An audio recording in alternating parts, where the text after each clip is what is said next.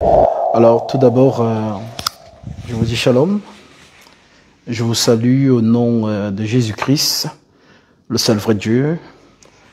Et j'ai tenu à être ici à Abidjan parce que voilà, j'ai des frères qui me suivent voilà, depuis Paris, qui ont manifesté le désir de prendre un baptême conformément à la Sainte Doctrine.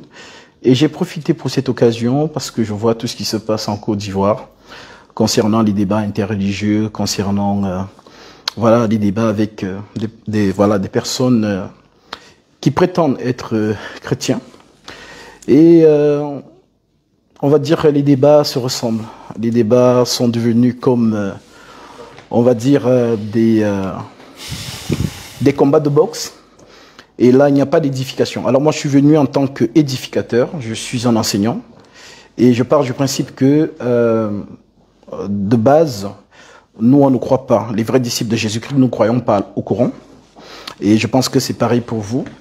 Vous ne croyez pas à l'Injil et à la Torah. Si oui, vous nous présenterez cet Injil et vous nous présenterez cette Torah.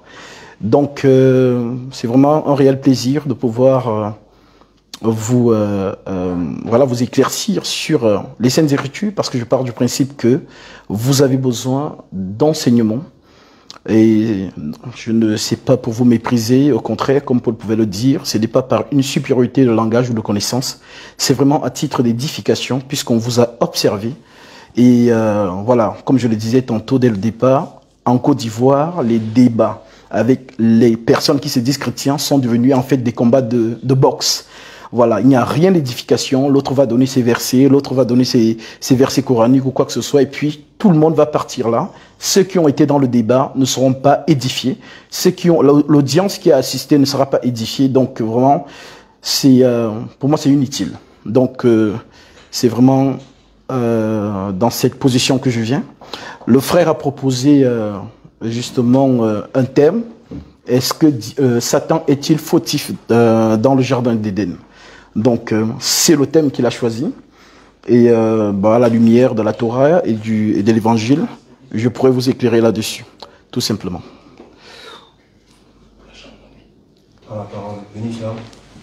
أعوذ بالله من الشيطان الرجيم بسم الله الرحمن الرحيم والصلاة والسلام على رسول الله ربي اشرح لي صدري ويسر لي أمري واحلل عقدة من لساني يفقهوا قولي. On a un souci avec le chrono.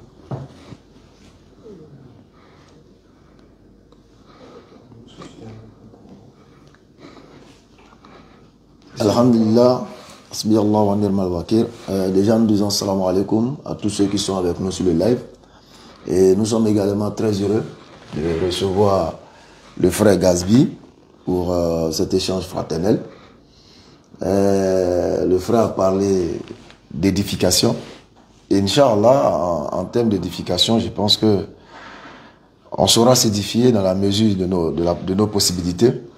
Et le thème Satan est-il coupable selon la Bible?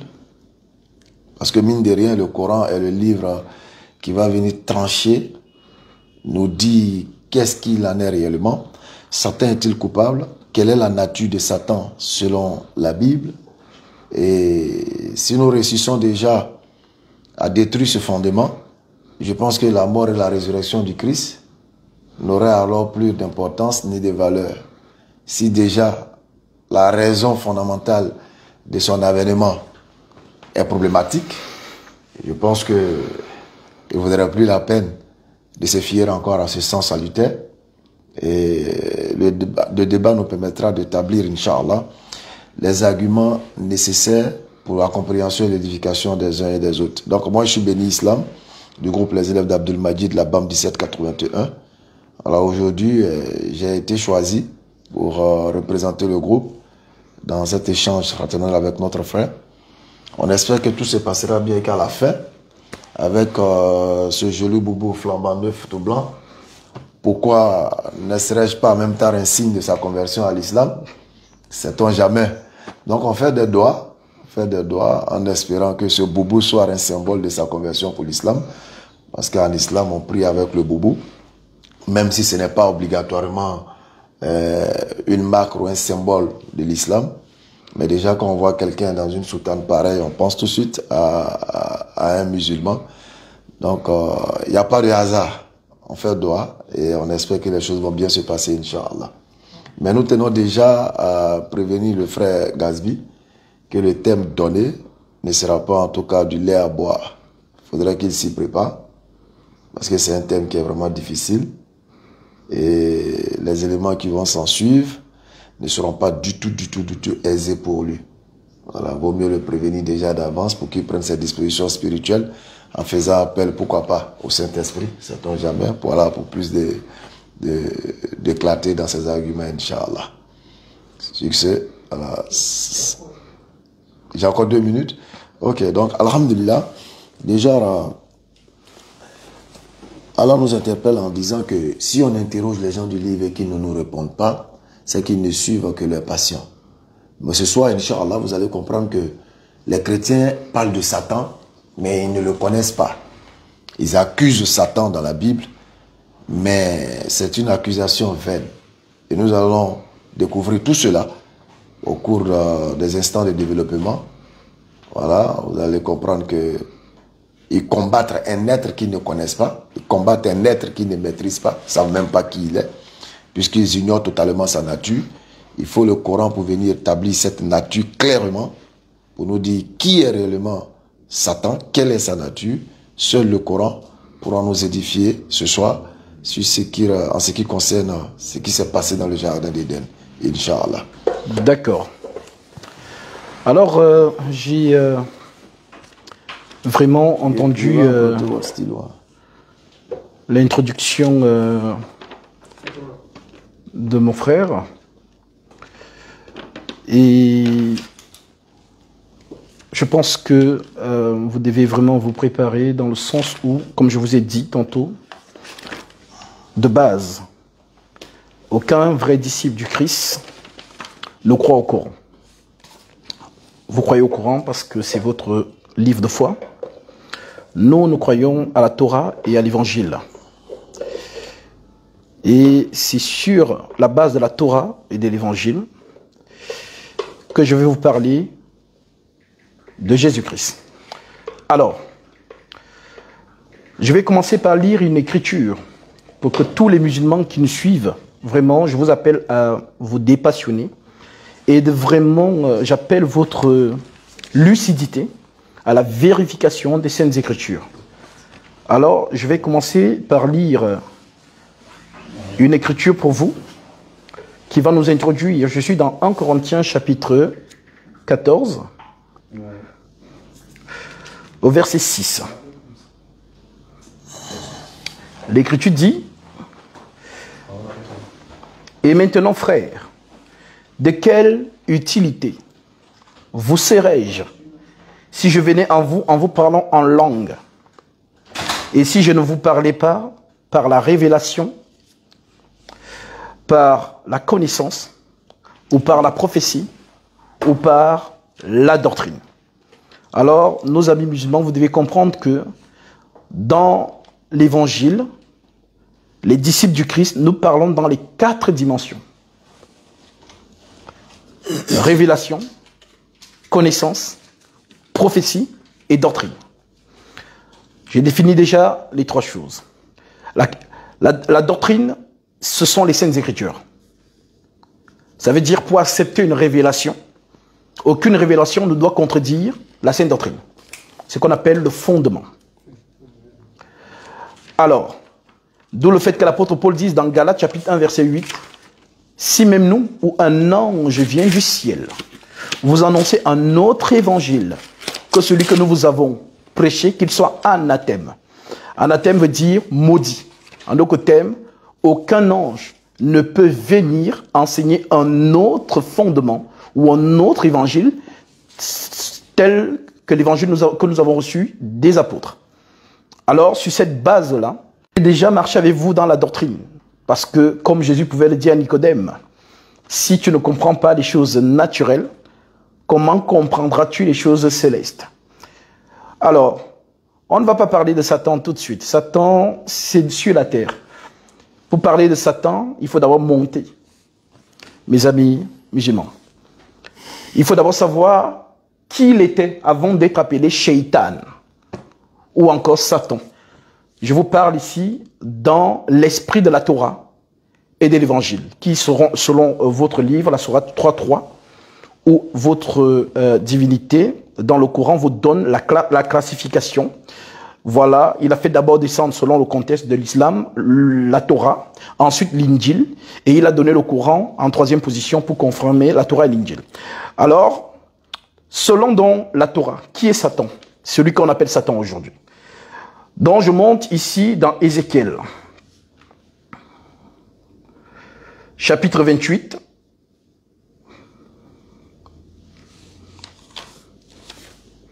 Nous prenons à partir du verset 12.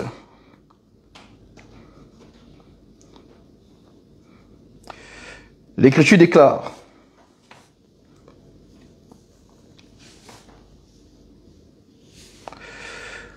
Fils de l'homme, prononce une complainte sur le roi de Tyr. Tu lui diras, ainsi parle le Seigneur l'Éternel. Tu mettais le sceau à la perfection. Tu étais en Éden, tu étais plein de sagesse, parfait en beauté. Tu étais en Éden, le jardin de Dieu. Tu étais couvert de toute espèce de pierres précieuses, de sardone, de topaz, de diamant, de chrysolite, d'onyx, de jaspe, de saphir, d'escarboucle, d'émeraude et d'or. Tes tambourins et tes flûtes étaient à ton service, préparés pour le jour où tu fus créé. Tu étais un chérubin protecteur aux ailes déployées. Voilà l'identité première de celui que vous appelez Shaitan aujourd'hui. C'était un chérubin protecteur aux ailes déployées selon la Torah.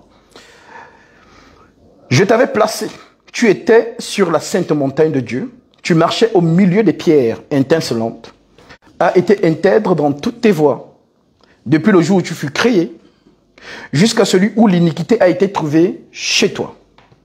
L'iniquité ici, c'est la rébellion, selon les textes de la Torah et de l'Évangile. Par la grandeur de ton commerce, tu as été rempli de violence, tu as péché, je te précipite de la montagne de Dieu, et je te fais disparaître, chérubin protecteur, du milieu des pierres étincelantes. Ton cœur s'est élevé à cause de ta beauté, tu as corrompu ta sagesse par ton éclat, je te jette par terre, je te livre en spectacle au roi, par la multitude de tes iniquités, par l'injustice de ton commerce, tu as profané tes sanctuaires.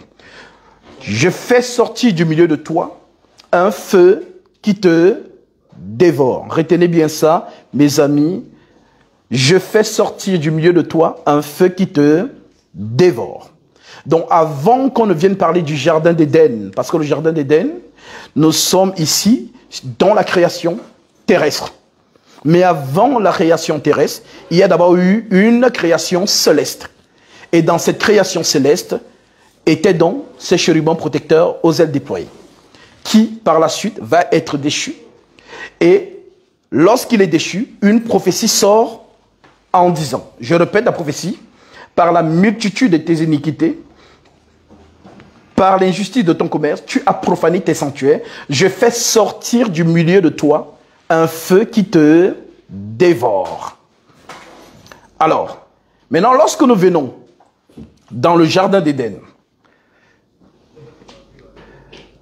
je prends le verset 3. Le serpent était le plus rusé de tous les animaux des champs que l'Éternel Dieu avait fait. Il dit à la femme, Dieu a-t-il réellement dit, vous ne mangerez pas de tous les arbres du jardin? La femme répondit au serpent, nous mangeons du fruit des arbres du jardin, mais quant au fruit de l'arbre de la connaissance du bien et du mal, Dieu a dit, vous ne mangerez point et vous ne toucherez point, de peur que vous ne mouriez. Alors le serpent dit à la femme, vous ne mourrez point. Mais Dieu sait que le jour où vous mangerez, vos yeux s'ouvriront et vous serez comme des dieux connaissant le bien et le mal. Maintenant, en ce qui concerne donc ce serpent, dans Genèse chapitre 3, je suis au verset 15 directement, la prophétie sort telle qu'elle est sortie dans Ézéchiel. L'Écriture dit, je mettrai inimitié entre toi et la femme, entre ta postérité et sa postérité. Celle-ci t'écrasera la tête, mais toi tu lui blesseras le talon. Donc comme dans le céleste, la prophétie est sortie en disant, je fais sortir du milieu de toi un feu qui te dévore. Alors dans le terrestre, la prophétie sort en disant que la postérité de la femme t'écrasera la tête. Donc je place déjà d'abord les dés. Voilà pourquoi j'ai dit à mon ami qu'avant de parler de Satan, terrestrement parlant, il est d'abord aussi céleste. Et à la suite des scènes voilà, du live, nous allons maintenant poser les choses pour vous permettre de comprendre. Shalom. Alhamdulillah, summa salatu wa salam ala rasulillah. Déjà, le décor étant très bien planté, nous sentons déjà que le frère Gazbir vient, comme nous l'avons dit, que ça ne sera pas un débat facile. Et nous nous attendions bien évidemment à Ézéchiel 28. Peut-être qu'après il va citer Isaïe. Mais tous ces versets mentionnés ne l'aideront pas dans son argumentaire. Et vous allez le savoir tout à l'heure au cours de notre développement. Dans la sourate, le récit, verset 50, Allah dit « Mais s'ils ne te répondent pas, sache alors que c'est seulement leur passion qu'ils suivent. Et qui est plus égaré que celui qui suit sa passion sans une guidée d'Allah? Allah vraiment ne guide pas les gens injustes. » Le frère dit qu'il ne croit pas au Coran, mais il sera forcé ce soir d'admettre le Coran. À la suite de ce qui sera dit, à la suite des interrogations qui lui seront posées, il sera obligé d'admettre les paroles du Coran. Donc, le frère est allé dans la sourate 3.3. Il a essayé de parler des 3 livres, le Coran, l'Évangile et la Torah. Il serait plus aisé que nous puissions aller dans la sourate 5, à partir du verset 44 jusqu'au verset 48, où vous allez trouver le cheminement de ces livres-là. Et au verset 48, Allah dira que le Coran doit prévaloir sur tous ces livres révélés. Et la Torah et l'Évangile dont il parle sont des livres dont Allah dit les hommes y ont ajouté le faux. Ils ont mélangé la vérité et le mensonge. En d'autres termes, il y a eu falsification. La falsification dans le Coran ne veut pas dire que la totalité n'est pas vraie. Mais le faux et le vrai se retrouvent mélangés dans le sein de ces documents-là. Et c'est pourquoi le thème de ce soir démontre encore une fois cette falsification, à savoir que notre frère Gazbir ici a dit que Satan était un chérubin. C'est une très grosse erreur. Parce que l'histoire d'Ézéchiel 28 qu'il cite s'explique aisément même dans le texte.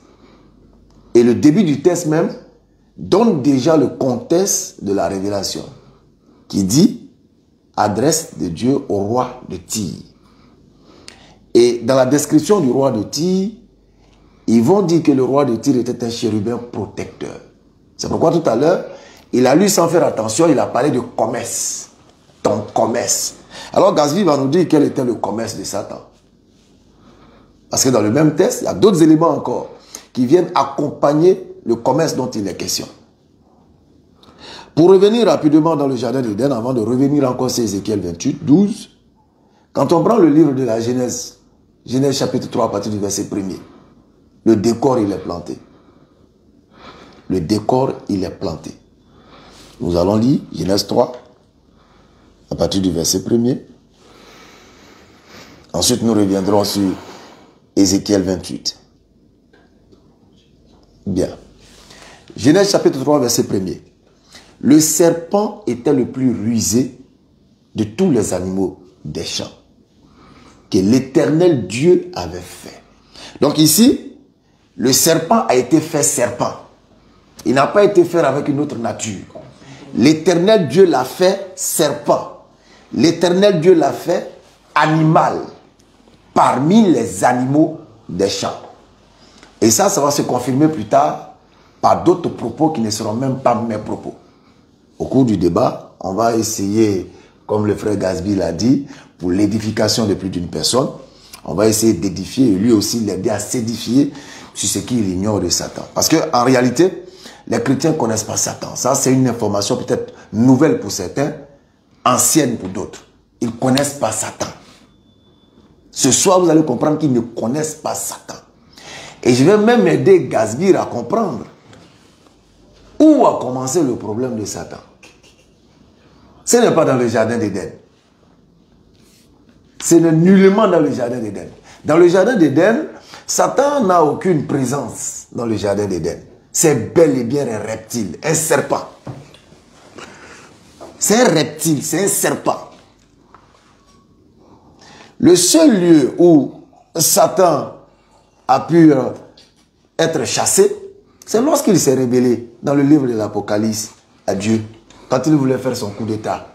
C'est là que les anges ont combattu contre Satan. Et Satan fut chassé, il a été jeté sur la terre. Lorsqu'il a voulu faire son coup d'état, lorsqu'il a voulu s'attaquer à la femme et l'enfant, dans un lieu désertique, on va lire ça plus tard dans l'Apocalypse, mais pour l'instant, il fait les grandes lignes. En même temps, histoire d'aviser le frère Gazby pour qu'il puisse prendre ses précautions. Parce que la suite, on va vraiment rentrer, on va disséquer la chose, Inch'Allah. Pour l'instant, on commence par Genèse 3. Le serpent était le plus rusé de tous les animaux des champs que l'Éternel Dieu avait fait. Il dit à la femme, Dieu a-t-il réellement dit, vous ne mangerez pas de tous les arbres du jardin? Donc, il s'agit d'un serpent. Reste à Gazby maintenant de nous prouver le contraire, qu'il ne s'agit pas d'un serpent. Il se retrouvera sans doute dans le lieu d'Apocalypse où on te dira le dragon, le serpent ancien. Là encore, on va l'aider, toujours dans l'édification, à mieux comprendre encore ce chapitre d'Apocalypse, Inch'Allah. La question qui sera vraiment étouffante pour Gazby sera celle-ci. Je vais déjà la poser d'entame pour permettre à Gazby, tout le long du débat, de vraiment réfléchir, mûrir et puis nous sortir la réponse adaptée à cette question parce qu'elle est très problématique. Quelle est la question? Le serpent va dire à la femme et tout ce qui suit. Nous allons aller rapidement à partir du verset 14. Non, je vais prendre plus bas d'abord. Je vais prendre bas et puis je monte. Alors, l'Éternel Dieu dit à l'homme, à partir du verset 17, il dit à l'homme, puisque tu as écouté la voix de ta femme et que tu as mangé de l'arbre au sujet duquel je t'avais donné cet ordre, tu n'en mangeras point. Le sol sera maudit à cause de toi. Et c'est à force de peine que tu en tireras ta nourriture tous les jours de ta vie. Il te produira des épines des ronces et tu mangeras de l'herbe des champs. C'est à la sueur de ton visage que tu mangeras du pain jusqu'à ce que tu retournes à la terre, d'où tu as été pris, tu es poussière, tu retourneras dans la poussière. La première question qui découle de la lecture de ces textes, c'est de dire à Gazby, qui nous explique, est-ce que l'homme a subi le contenu de la sentence que Dieu a prônée à son égard? Est-ce que l'homme, à travers la sueur de son front, est-ce que l'homme retourne, il meurt, il retourne à la poussière? Est-ce que l'homme a subi le contenu de la sentence ou de la malédiction prononcée ici par Dieu? Première question. Nous allons à la femme. Il dit à la femme, je mettrai l'inimitié entre toi et la femme. Non, pas ça. Verset 16, Genèse 3, 16. Il dit à la femme, j'augmenterai la souffrance de tes grossesses. Tu enfanteras dans la douleur et tes désirs se porteront vers ton mari, mais il dominera sur toi. Deuxième question que vous allez noter. Est-ce que la femme subit cette sentence ou cette malédiction à lui attribuée par l'Éternel suite à leur désobéissance? Troisième élément, parce qu'il y a trois acteurs accusés ici. Troisième élément, c'est le verset 14. L'Éternel Dieu dit au serpent, puisque tu as fait cela, tu seras maudit entre le bétail, entre les animaux des champs. Tu marcheras sur ton ventre et tu mangeras de la poussière de tous les jours. Je mettrai l'inimitié entre toi et la femme, entre ta postérité et ta postérité. Celle-ci t'écrasera la tête et tu lui blesseras le talon. Troisième question que vous allez noter, là la plus intéressante, et celle qui m'intéresse le plus, ok, c'est que, est-ce que le serpent, s'il est Satan, quelle que soit la disposition, incarné ou pas, est-ce que le serpent ou Satan, lequel des deux, subit cette sentence? Parce que c'est celui qui va subir la sentence qui sera le véritable coupable. Je réitère encore, très cher Gazby, oui, c'est des questions très problématiques, et ça, je t'en donne la garantie, jusqu'à la fin du débat, il te sera vraiment pénible de pouvoir nous répondre à ces trois questions-là, surtout le cas du serpent. D'accord. Je m'arrête là. Alors, il faut déjà que je réponde aux questions ou je repars dans mon temps? Ah d'accord. Dans ton temps de développement, tu peux essayer de répondre. Tout dépend de toi maintenant dans ton temps. Je vous remercie. Je ne sais pas si vous sentez l'atmosphère. J'ai déstabilisé le débat parce que le frère pensait qu'on allait parler de Satan dans le jardin d'Éden. Sauf qu'on ne peut pas parler du serpent ancien tant qu'on ne monte pas. Vous savez, nous, dans les Saintes Écritures, il y a Genèse 1 et il y a Genèse 0. Et le Genèse 0, c'est la pensée cachée du Créateur. Deutéronome 29, 29. Je cite, « Les choses cachées sont à l'Éternel, notre Dieu. Les choses révélées sont en nous, pour nos enfants, pour mettre en pratique toutes les paroles de cette loi.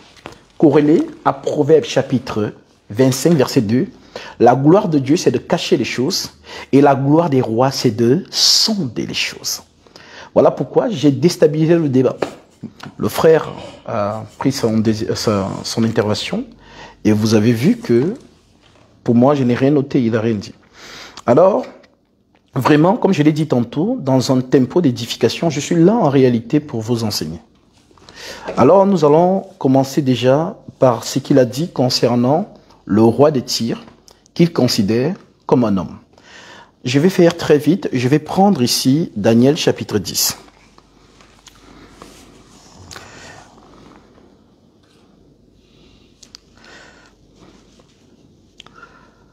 Dans le livre de Daniel chapitre 10, pour ne pas faire long, je prends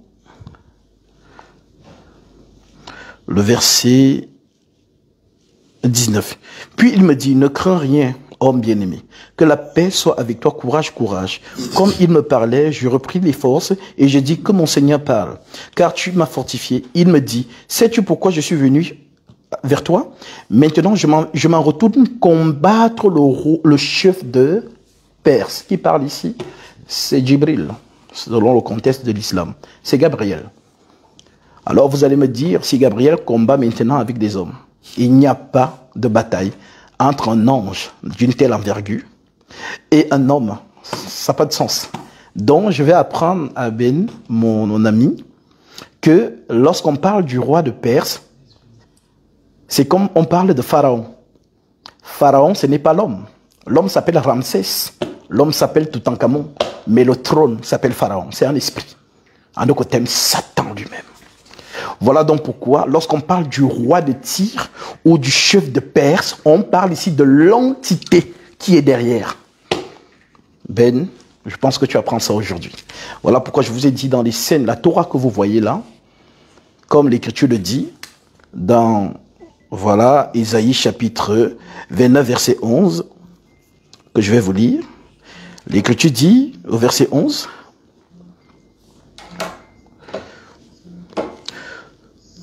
toute la révélation est pour vous comme les mots d'un livre codé, que l'on donne à un homme qui sait lire en disant « lis donc cela » et qui répond « je ne sais pas lire », car il est codé. Et que l'on donne à un homme qui ne sait pas lire en disant « lis donc cela », il dit « je ne sais pas lire ». C'est ça la Torah. C'est un code. Voilà. Voilà donc pourquoi il faut avoir le don, non pas des études. Il y a étudier et il y a avoir le don. Voilà. Nicodème a étudié. Mais Jésus n'a pas étudié. C'est la parole faite chair. Voilà pourquoi les rabbins juifs, pour lui poser des questions à lui, qui ne sort pas d'une école. Donc, c'est déjà pour répondre à ce qu'il a dit concernant Ézéchiel. Alors maintenant, concernant le jardin d'Éden, je vais déjà te faire comprendre que le jardin d'Éden, c'est un processus, c'est la prophétie qui marche.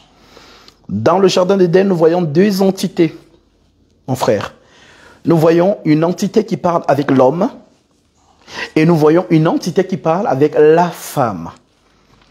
L'entité supérieure qui parle avec l'homme, c'est la vérité. Et l'entité qui parle avec la femme, c'est le mensonge. Donc, béni, lorsqu'on dit serpent, ancien, on ne parle pas d'un animal. Sinon, tu vas nous expliquer qui est le serpent de Moïse. Tu nous expliqueras si on dit que le serpent, c'est Satan. À proprement dit, comme il parle des animaux, puisqu'il ne comprend pas les paraboles. Donc, il faut que tu comprennes que la loi, les psaumes et les prophètes n'ont parlé que d'un homme. Donc, voilà donc pourquoi le Seigneur parle en parabole dans le jardin d'Éden. Donc, lorsqu'on parle de serpents, lorsqu'on parle de fruits, on parle de manger, on parle de tout ce que tu as cité comme des questions que j'ai d'ailleurs notées. Autant des réponses aux questions, je vais répondre à tout cela pour vous faire comprendre que ce sont des paraboles bénies. Donc, en réalité, voilà, bon, vu que nous sommes dans un échange avec du temps, je pourrais revenir sur ces détails-là pour t'enseigner dessus. Alors, oui. Et le frère a dit quelque chose, il est parti dans Apocalypse chapitre 12. Catastrophique. Apocalypse chapitre 12, c'est un événement passé. Parce que l'Apocalypse n'est pas chronologique. Dans l'Apocalypse, il y a le passé, il y a le présent, il y a le futur. Voilà donc pourquoi, lorsqu'on te parle du dragon, le serpent ancien, on parle ici de Satan. Voilà donc pourquoi celui qui combat ce dernier, c'est Michael. Voilà donc pourquoi on parle de Michael dans Apocalypse chapitre 12, verset 1, béni. Tu liras que c'est écrit, en ce temps-là se levera Michael, le grand chef, le défenseur des enfants de ton peuple. Et ce sera une époque de détresse telle qu'il n'y en a point eu de semblable depuis que les nations existent jusqu'à cette époque. En d'autres termes, lorsque Michael se lève, c'est pour terrasser Satan. Donc, dans le jardin d'Éden, le serpent dont on te parle, c'est le menteur. Dans le jardin d'Éden, il y a eu la vérité et le mensonge. Voilà donc pourquoi, comme la vérité est une semence et le mensonge est une semence, les deux vont donc s'incarner. D'où le fait qu'ici en Côte d'Ivoire, on vous a enseigné que le serpent a couché avec la femme, ce qui est complètement faux. Le père de Caïn et d'Abel, c'est Adam, Genèse 4. Voilà donc pourquoi, lorsqu'on parle donc de la semence, voilà, la parole de Dieu est une semence. Voilà donc pourquoi, pour soutenir ça avec une écriture précise, je prends ici Ésaïe chapitre 55.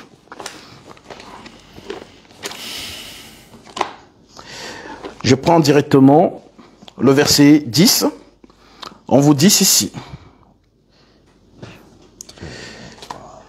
Cherchez l'Éternel pendant qu'il se trouve. Invoque-le tandis qu'il est prêt. Que le méchant abandonne sa voie et l'homme d'iniquité ses pensées.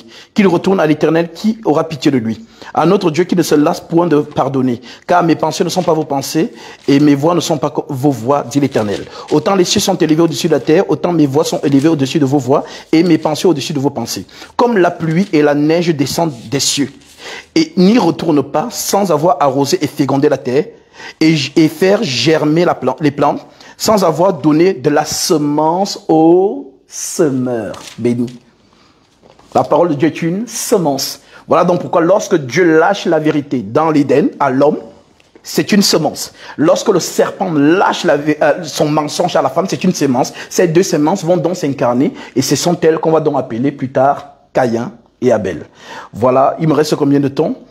Une minute. Donc, voilà, je pense que j'ai déstabilisé le débat sur Satan. Voilà, donc Satan, en fait, lorsqu'on te parle, c'est un processus. On marche dans la prophétie pour qu'il y ait le dernier combat. Tout simplement. Donc, je vous remets la parole. Ok, donc on a écouté le frère Gabi qui nous apprend qu'il y a un Genèse 0, oui, mais qui est en réalité le Deutéronome 29-29. C'est ça. Il a utilisé les paroles des proverbes. Il a parlé du roi de Tyr qu'il a expliqué par Daniel 10. Il a aussi dit que quand Dieu parle de roi, il parle en réalité de l'entité qui est derrière lui. Il a aussi dit qu'il a aussi parlé du jardin d'Éden, qui était une prophétie en réalité. Et il s'est surtout évertué à dire que tout ce qui s'est passé dans le jardin d'Éden était beaucoup plus allégorique que physique. Donc nous allons écouter Béni Slam sur son temps de réfutation de ce point. Alhamdulillah, le disciple Gazvi dit avoir tué le débat. Et jusque-là, on ne sent pas encore un débat tué. Nous, on sent plutôt une difficulté. Quelqu'un qui essaie de se débattre, sans pour autant donner l'explication que nous attendons de lui. Je l'ai dit tantôt, 3 questions de la Genèse chapitre 3. J'ai fait exprès pour les poser maintenant, pour permettre au frère Gazvi de vraiment fouiller, d'invoquer le Saint-Esprit pour avoir cette révélation-là. La question elle était toute simple dans le développement. Il y a 3 accusés, la femme, l'homme et le serpent. Les 3 accusés ont reçu des sentences, en d'autres termes, des malédictions qu'ils doivent subir. L'homme suait de son front, travaillait durement, et aujourd'hui, les hommes subissent ça. La femme, accouchement avec douleur. Aujourd'hui, la femme subit ça. Alors, si le serpent est Satan, et puis, je lui ai même donné une chance, une occasion même de se sentir à l'aise. J'ai dit, Gazbi, que ce soit incarné ou pas incarné, dis-nous, à quel moment Satan subit sa sentence? À quel moment? Parce qu'à partir de là, on saura s'il est coupable ou pas. Donc, à quel moment Satan subit sa sentence? Et ça, jusqu'à la fin du débat. Gasby ne pourra pas répondre. Parce que répondre à ça, ça règle le problème. Vous allez comprendre que dans la Bible, Satan est innocent. Satan est innocent. Adam, Ève sont coupables. Le serpent, reptile, animal est coupable. Mais le Satan, lui, il est innocent. Parce qu'en aucun moment de la Genèse à l'Apocalypse, vous allez entendre que le Satan a subi la sentence prononcée dans Genèse chapitre 3 à partir du verset 14. Ça n'existe pas. Donc, en quoi est-ce que tu vas l'accuser d'avoir posé un péché dit originel? Ça n'a pas de sens. Et c'est ce que j'essaie de dire à Gasby. Il ne trouvera pas. Nous allons maintenant aider Gasby à mieux comprendre le texte d'Ézéchiel. Il allait dans le livre de Daniel. Il dit comment un ange de la trempe de Gabriel peut descendre pour combattre. Mais Gabriel même te dit à la fin du verset qu'il sera accompagné de Michael dans ce combat. Et lorsque vous prenez le livre de Matthieu chapitre 26 à partir du verset 52 à 53, Jésus dit, je pouvais invoquer mon Père, il enverrait une légion d'anges. Ah donc des anges peuvent venir pour combattre aux côtés de l'homme, pour combattre des hommes. Des anges peuvent descendre aux côtés d'un homme pour combattre des hommes. Nous l'avons tous appris dans l'histoire du prophète Mohammed sallallahu alayhi wa sallam. Lorsqu'il y avait une bataille, des anges sont descendus sous la forme humaine et ils ont anéanti les mécréants. Lorsque les mécréants ont vu les musulmans qui étaient inférieurs, ils ont commencé à fuir. Mais on dit, vous fuyez pourquoi? Ils sont si peu. Ce que nous voyons, Satan dit, ce que je vois, vous ne voyez pas. Une légion d'anges est descendue. Oui, auprès des hommes, pour combattre le mal. Donc Gasby, il faut apprendre que les anges peuvent descendre sous la forme humaine pour combattre le méchant. Ça, il faut l'apprendre, c'est important. Je reviens à Ézéchiel, parce que c'est l'argument phare. Tu peux aussi utiliser Ésaïe, qui est un peu similaire à Ézéchiel. Ça pourra peut-être t'aider aussi. Donc, on prend Ézéchiel chapitre 28. On va maintenant décortiquer Ézéchiel chapitre 28 pour que Gasby comprenne quelle est son erreur. La parole de l'Éternel me fut adressée en ces mots.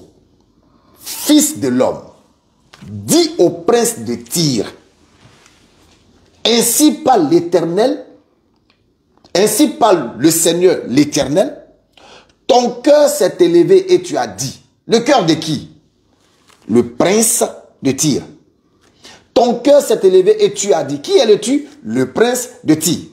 Je suis Dieu. Le prince de Tyr s'est mis dans la posture de la divinité. Il dit qu'il est Dieu sur terre.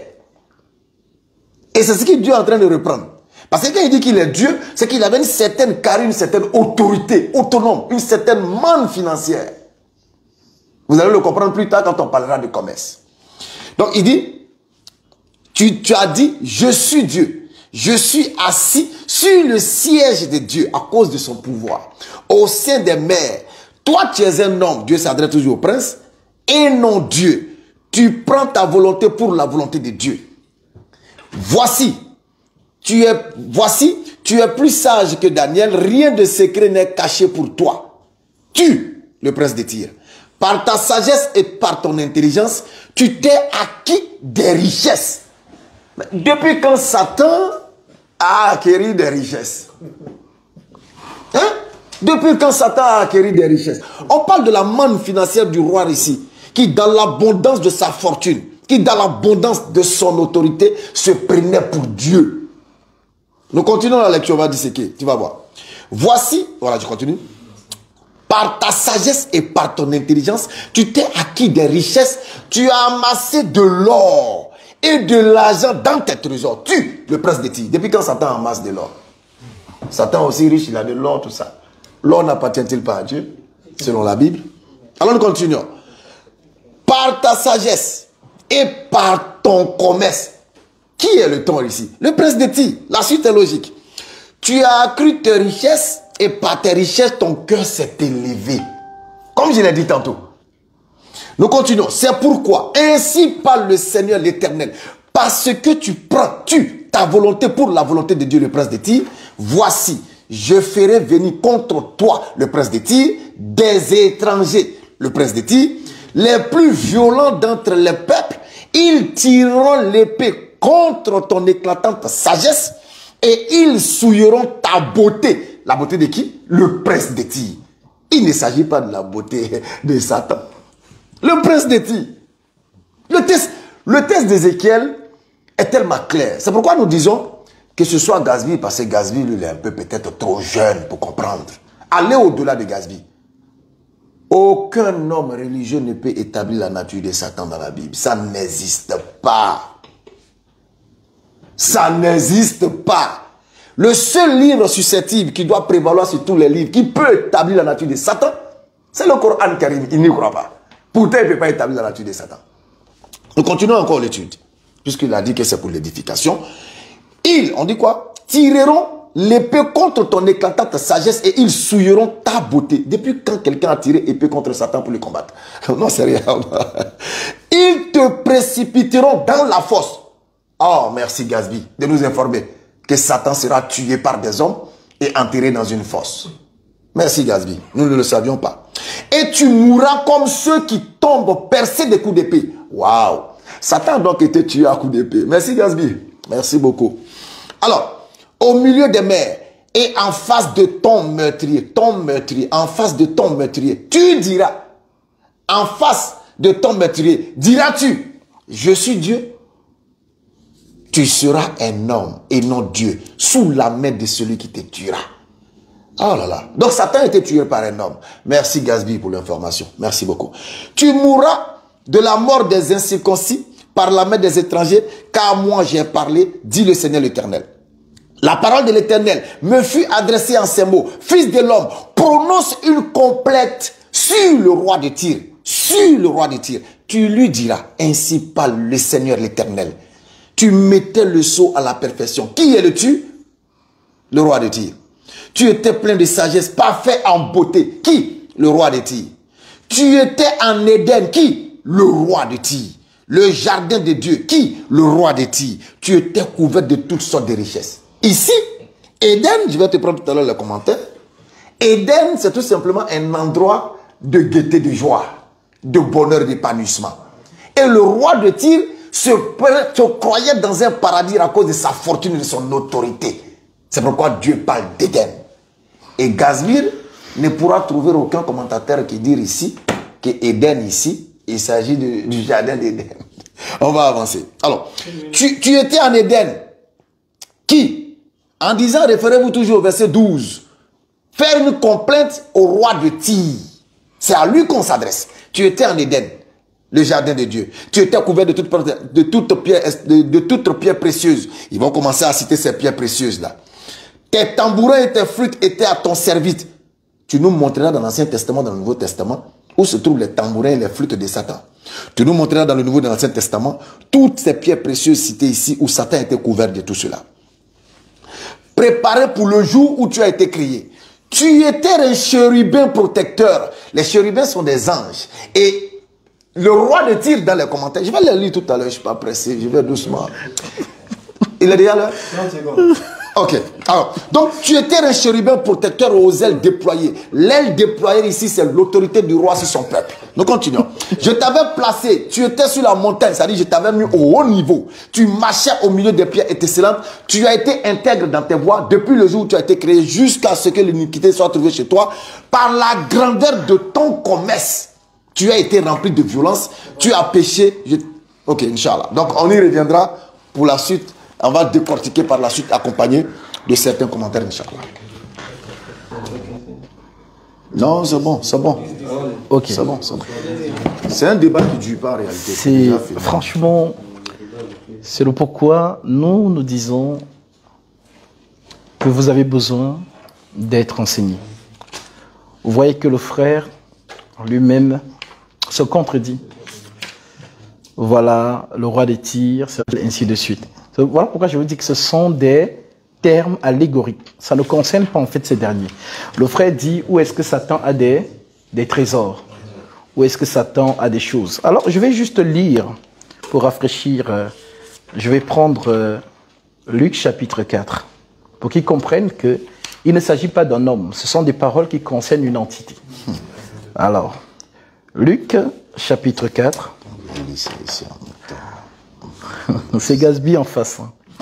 Maintenant, Luc chapitre 4, et que tu dis, je prends à partir du verset 3. Le diable lui dit, si tu es fils de Dieu, ordonne à ces pierres qu'elles deviennent du pain. Jésus lui répondit, il est écrit, l'homme ne vivra pas de pain seulement. Le diable ayant élevé lui montra en un instant tous les royaumes de la terre. Tous les royaumes de la terre. Et lui dit, je te donnerai toute cette puissance et la gloire de ces royaumes, car elle m'a été donnée et je la donne à qui je veux. Si donc tu te procèdes devant moi, elle sera toute à toi.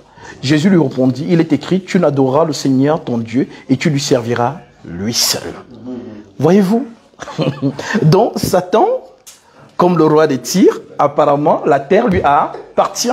Et la Bible rend ce témoignage, le Dieu de ces siècles a aveuglé leur intelligence. Et je pense que votre intelligence est aveuglée. Voilà pourquoi nous sommes là pour justement vous apporter la lumière, afin que vous compreniez la pensée céleste, telle que Paul pouvait le dire. Nous avons la pensée de Christ. Alors, le frère a encore parlé de Michael et Gabriel qui combattent un homme. Mais c'est insensé. Voilà donc pourquoi on vous dit que ce sont des prophéties. Ce sont des prophéties. Alors, celui qui combat pour Israël contre Pharaon, c'est qui? C'est l'Éternel. Donc l'esprit qui est derrière Pharaon, c'est cet esprit qui a été assujetti. Voilà donc pourquoi il est écrit, j'étais suscité à 200 pour montrer en toi ma puissance, afin que mon nom soit publié par toute la terre. Voilà donc pourquoi le jadis chérubin protecteur aux ailes déployées d'Ézéchiel, c'est celui qui marchait au milieu des pierres étincelantes qui ne font référence qu'aux anges. Ça n'a rien à voir avec le roi de Tyr, l'homme, et ainsi de suite. Non, c'est une prophétie. Voilà donc pourquoi vous trouvez les mêmes termes concernant Jésus, parlant des pierres étincelantes. Le Seigneur est semblable à des émeraudes, ainsi de suite. Ce sont des pierres qu'on retrouvait aussi sur le jadis chérubin. Maintenant, il parle de sceau. Tu mettais le sceau. Regarde comment je vais le rattraper. Je prends ici Jean chapitre 6, au verset 27. Écoutez, je pense qu'il ne connaissait pas cette écriture. Regarde comment ça te cloue. Travaillez non pour la nourriture qui périt, mais pour celle qui subsiste pour la vie éternelle. Et que le Fils de l'homme vous donnera, car c'est lui que le Père, que Dieu a marqué de son sceau. Tu étais jadis un chérubin protecteur aux ailes déployées. Tu mettais le sceau à la perfection. Donc, ce jadis chérubin était le sceau de Dieu. C'est comme ça qu'on doit vous expliquer les choses. Et les gens sont surpris de voir que Jésus aussi, c'est un sceau. Le sceau du Père. Et le sceau, c'est quoi? C'est la parole. Voilà donc pourquoi celui-ci, avant d'être déchu, on dit, tu étais intègre dans toutes tes voies. Maintenant, comment se fait-il qu'il s'est rebellé? C'est là où on descend dans le jardin. Alors, je te montre comment Paul, lui, l'enseigne ça. Puisque c'est, voilà, tu dis que j'ai pas...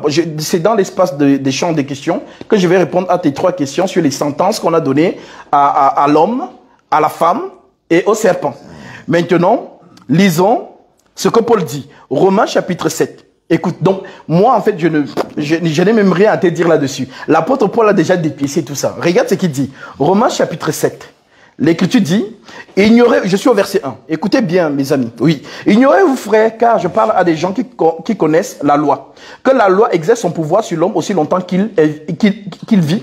Ainsi, une femme mariée par la loi est liée à son mari tant qu'il est vivant. Mais si le mari meurt, elle est dégagée de la loi qu'il a liée à son mari. Si donc, du vivant de son mari, elle devient la femme d'un autre, elle sera appelée adultère. Mais si le mari meurt, elle est affranchie de la loi, de sorte qu'elle n'est point adultère en devenant la femme d'un autre. De même, mes frères, vous aussi, vous avez été par le corps de Christ mis à mort en ce qui concerne la loi, pour que vous apparteniez à un autre, à celui qui est ressuscité des morts, afin que nous portions des fruits pour Dieu. Car lorsque nous étions dans la chair, les passions des péchés provoqués par la loi agissaient dans nos membres, de sorte que nous portions des fruits pour la mort. Mais maintenant, nous avons été dégagés de la loi, étant morts à cette loi, sous laquelle nous étions retenus, de sorte que nous servons dans un esprit nouveau, et non selon la lettre qui a vieilli. Maintenant, Paul dit au verset 9, que dirons-nous donc? La loi est-elle péché? Loin de là. Mais je n'ai connu le péché que par la loi. Car je n'aurais pas connu la convoitise si la loi nous dit, tu ne convoiteras point. Et le péché, saisissant l'occasion. Et le péché, c'est qui? C'est Satan. C'est lui le péché. Donc ici, Paul t'amène dans le jardin d'Éden béni. Il te raconte cette scène. Il te dit donc, que dirons-nous donc? La loi est-elle péché? Loin de là. Mais si je n'ai connu le péché que par la loi, car je n'aurais pas connu la convoitise si la loi nous dit, tu ne convoiteras point. À qui on a donné l'interdiction dans l'Éden? C'est Adam. Tu peux manger de tous les arbres du jardin, mais quand tu as l'arbre de la connaissance du monde, tu ne mangeras pas. Car le jour où tu mangeras, tu mourras. Maintenant, Paul te dit, et le péché, donc le serpent, et le péché, saisissant l'occasion, produisit en moi par le commandement toutes sortes de convoitises, car sans la loi, le péché est mort. En d'autres termes, s'il n'y a pas d'interdiction dans le jardin, Satan ne peut pas venir.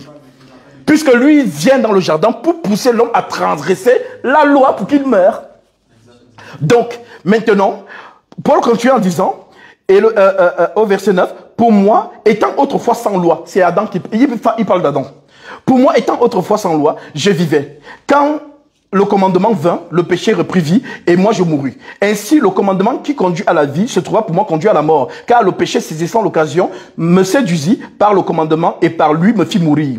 La loi est donc saine. Le commandement est sain, juste, bon. Ce qui est bon a-t-il été pour moi une occasion de mort? Loin de là. Mais c'est le péché, afin qu'il se manifestât comme péché en me donnant la mort par ce qui est bon, et que par le commandement, il devint condamnable au plus haut point. Alors, donc, Paul récupère cela en disant, je prends ça dans 1 Corinthiens chapitre 2. 1 Corinthiens, chapitre 2, l'Écriture dit cependant, c'est une sagesse que nous prêchons parmi les parfaits, sagesse qu'aucun des chefs de ces siècles n'a connue, car s'ils l'eussent connu, ils n'auraient pas crucifié le Seigneur de gloire. En d'autres termes, lorsque le serpent vient faire transgresser Adam par sa femme, la condamnation tombe sur lui. D'où ta question que je vais répondre tout à l'heure. Voilà donc pourquoi, quand Jésus se trouve devant Pilate, qu'est-ce qu'il dit dans Jean chapitre 19? Celui qui me livre à toi commet un plus grand péché. Celui qui me livre à toi commet un plus grand péché. Donc ça vient sur les listes des questions que tu as. Donc tout simplement, en fait tu es en train de parler des choses que tu ne maîtrises pas. Voilà donc pourquoi il faut vraiment que voilà, ce ne soit pas dans un tempo de temps pour que je puisse vraiment t'apporter le langage spirituel de tous ces mouvements prophétiques. Tout simplement. Il y a du temps. Une minute. Alors, donc vous voyez donc ici que lorsque Paul prend Romains chapitre 9, au verset 16, l'apôtre Paul dit, car, en Corinthiens chapitre 14, que dirons-nous donc? Y a-t-il en Dieu de l'injustice? Loin de là. Car il dit à Moïse, je ferai miséricorde à qui je fais miséricorde, et j'aurai compassion de qui j'ai compassion. Ainsi donc, cela ne dépend ni de celui qui veut, ni de celui qui court, mais de Dieu qui fait miséricorde. Car l'Écriture dit à Pharaon, j'étais suscité à 200 pour montrer en toi ma puissance, afin que mon nom soit publié par toute la terre. En d'autres termes, la rébellion de Satan, c'est pour manifester les attributs de Dieu. Parce que s'il ne se rebelle pas, tu ne sauras pas qu'il est sauveur.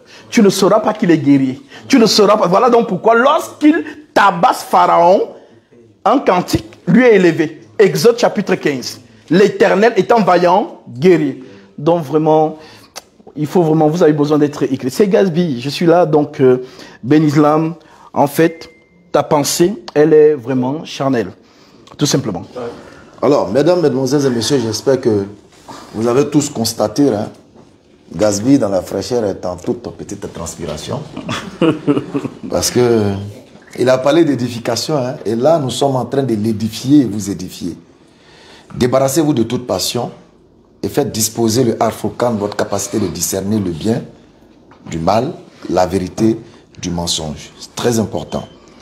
Et nous allons maintenant faire recours à des commentaires sur Ézéchiel 28. Et là, nous sommes dans la Bible à noter. Nous allons lire. En Éden, l'île des Tyr. Ézéchiel chapitre 28 à partir du verset 13. Ézéchiel 28, verset 13. Ézéchiel 28, du verset 13. Tu peux relancer le chrono pour lui, s'il te plaît. Ézéchiel 28, le verset 13. Donc nous avons maintenant le commentaire d'Ézéchiel 28, le verset 13. En Éden, l'île de Tyr, entourée des mers, remplie de toutes les richesses du monde, est comparée au jardin d'Éden. Est comparée au jardin d'Éden. À cause de quoi? De la prospérité, du bonheur qui y régnait. Donc cette île est comparée au jardin d'Éden, selon les commentateurs de vos pères, dans la Bible annotée, l'idéal du séjour terrestre. Mais précisément parce qu'il n'est pas question ici du rôle de ce jardin dans l'histoire du salut, mais seulement de sa beauté extérieure. Est-ce que vous comprenez? On parle d'Ézéchiel, on parle de sa cité, on parle de la beauté de sa cité, on parle de la richesse de sa cité. Nous continuons. Ézéchiel dit non, jardin de Jéhovah, comme dans Genèse 3:10, mais jardin de l'Élohim. Ce dernier terme, en effet, désigne Dieu non comme Dieu de la révélation, mais comme la divinité en général. Des pierres précieuses, allusion aux pierres précieuses de l'or qui se trouve dans le paradis. En référence. C'est pourquoi vous voyez qu'on cite chérubin, on cite les choses, mais il s'agit du roi de Tyr. Les détails du commerce, ton commerce, ta richesse. Depuis quand Satan il est commerçant? Depuis quand Satan est commerçant? Depuis quand Satan a de l'or? Depuis quand Satan a de la fortune? Gasby, on s'attendait à plus lourd que ça. Je réitère encore, le débat il est fini depuis belle lurette. On ne fera que revenir là-dessus pour que les gens puissent comprendre certaines choses. Pour dire qu'aucun chrétien n'a la notion de Satan. Tout à l'heure, Apocalypse chapitre 12, la première fois où Satan sera chassé, c'est dans Apocalypse chapitre 12. Nous allons lire, vous allez voir. La toute première fois où Satan est chassé.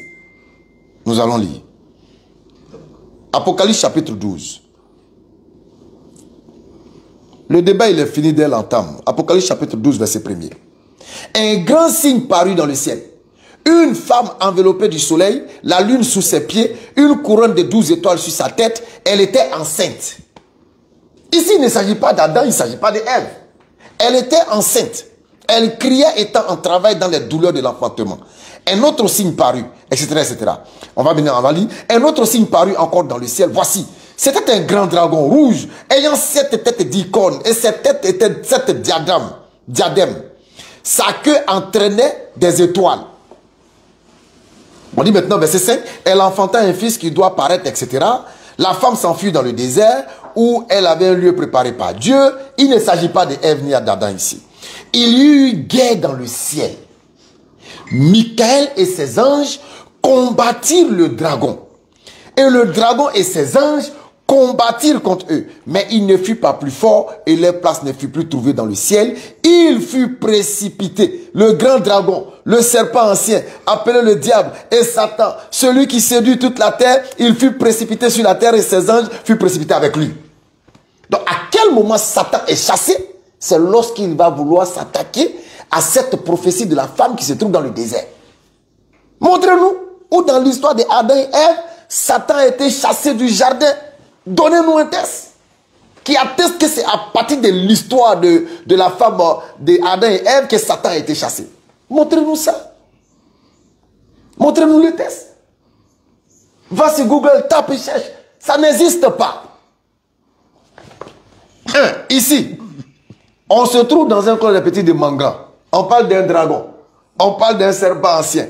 Ici, quand il parle du serpent ancien, il doit faire référence à Genèse. Qu'il en soit ainsi. Si le serpent ancien est Satan, la question problématique demeure. À quel moment Satan, qui est le serpent ancien, a subi la sentence prononcée à l'égard de Satan, qui serait le serpent du jardin dans Genèse chapitre 3. Jusqu'à la fin de Gasbir, il ne pourra pas répondre à cette question. Jusqu'à la fin de Gasbir, jusqu'à la fin de son pastorat ou je ne sais quoi, Ni lui, ni son pasteur, ni son père spirituel, ni aucun pasteur ne pourra répondre à cette question parce qu'elle règle tout le problème et établit l'innocence de Satan dans la Bible.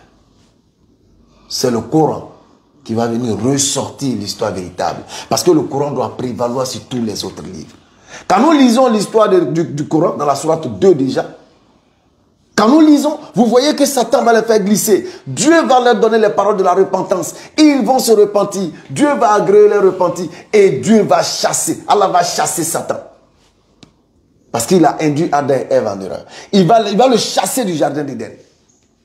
Voilà où Satan va descendre. Et c'est là le Coran vient pour lui donner place. Et puisque Gazmi ne croit pas au Coran, à sa prise de parole, il va nous prouver là que le Coran a menti, été chassé, après avoir induit Adam et Ève en erreur, mais il a été chassé lorsqu'il a voulu s'en prendre dans la prophétie à la femme qui avait l'enfant au désert. Il faut qu'il nous le montre. Parce que tu dis que tu ne crois pas au Coran.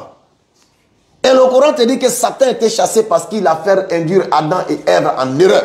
Voilà où Dieu l'a chassé. Donc Gazbi va nous montrer cela dans la Bible. Il ne trouvera pas. Le débat, il est plié il y a tellement longtemps que nous sommes obligés essayer maintenant d'interpeller la bonne conscience de ceux qui nous suivent. Loin de toute passion. Le Coran est la seule boussole susceptible de vous donner toute l'histoire concernant Adam et Ève. Nous allons déjà commencer par mentionner rapidement. On va lire dans la sourate 2. Dans la sourate 2, à partir du verset 33, ou bien je vais sauter tout ça. Voilà, habiter le jardin. Voilà, verset 36. Puis, peu de temps après, Satan les fit glisser de là. Et les fit sortir du lieu où ils étaient. Nous dit, descendez du paradis, ennemis les uns des autres. Et regardez la sentence du Coran. Ennemis les uns des autres. 1. Et pour vous, il y aura une demeure sur la terre et un usufruit pour un temps. Vous n'allez pas rester éternellement sur la terre. Et cette sentence, Satan est ennemi d'Adam et Ève. Adam et Ève sont ennemis. Allah mentionne ça plus tard. Il est votre ennemi déclaré. Puis Satan reçut de son Seigneur des paroles. Et Allah agréa son repenti, car c'est lui, certes, l'accueillant au repenti, le miséricordieux.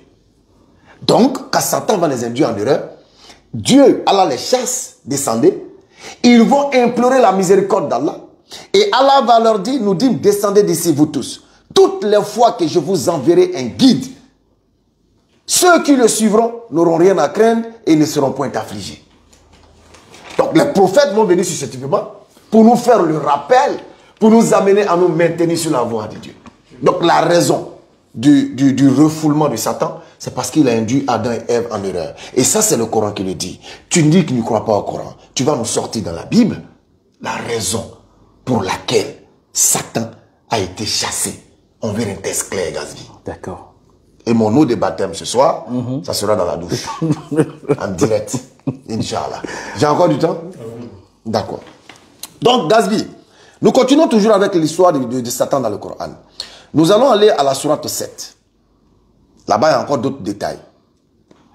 L'histoire est reprise avec plus de détails. Puis Satan lui dit, nous attendons leur en leur nudité, etc., etc., etc., etc. Tombez tous deux, Seigneur, descendez d'ici. L'histoire est reprise encore dans la sourate 7. Ô enfants d'Adam, nous avons fait descendre sur vous des vêtements. 3 minutes, ok, Inch'Allah, etc. Je passe toujours, je continue.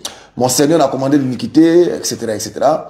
Ô enfants d'Adam, dans chaque lieu de Satan porté, Dieu va commencer à donner les conseils aux enfants d'Adam, etc., etc.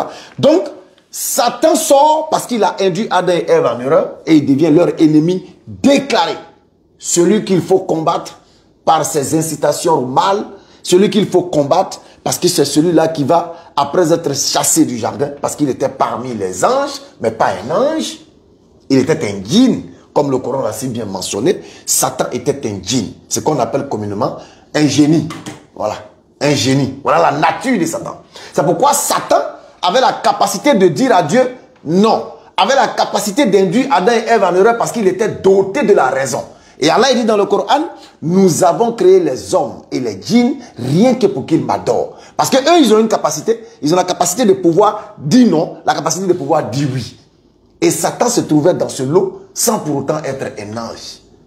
D'où sa volonté ou sa force de pouvoir désobéir à la parole de Dieu. Aucun ange ne le fait. Parce qu'eux, ils sont des automates obéissants. Ils ont été créés avec la lumière de l'obéissance. Alors, Gazmir, encore une fois, la nature de Satan, la sentence de Satan, comme Adam et Ève l'ont vécu, tu vas vraiment baver là-dessus parce que tu ne pourras pas répondre. Je le dis avec certitude. Tu ne pourras pas répondre. Et ensuite, tu nous diras à quel moment Satan a été chassé du jardin d'Éden. A-t-il été chassé ou pas? Montre-nous la culpabilité réelle de Satan avec verset à l'appui.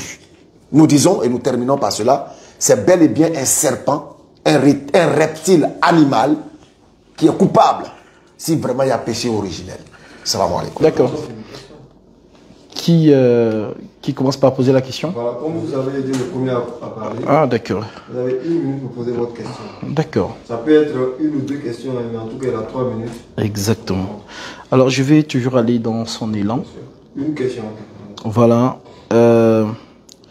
Il nous a dit, on l'a entendu dire que est-ce que Satan a été chassé du jardin Après avoir séduit la femme? Est-ce qu'il a été chassé? Alors, je vais donc poser la question à Béni. Quelle fut la sentence du serpent dans le jardin? Je sais où je t'amène. Ok. Donc je réponds rapidement avec assez d'assurance. Oui. Parce que je sais que... Ah d'accord. J'ai combien de minutes pour répondre? 3. Ok, alhamdulillah. Ça me permet également de disséquer encore.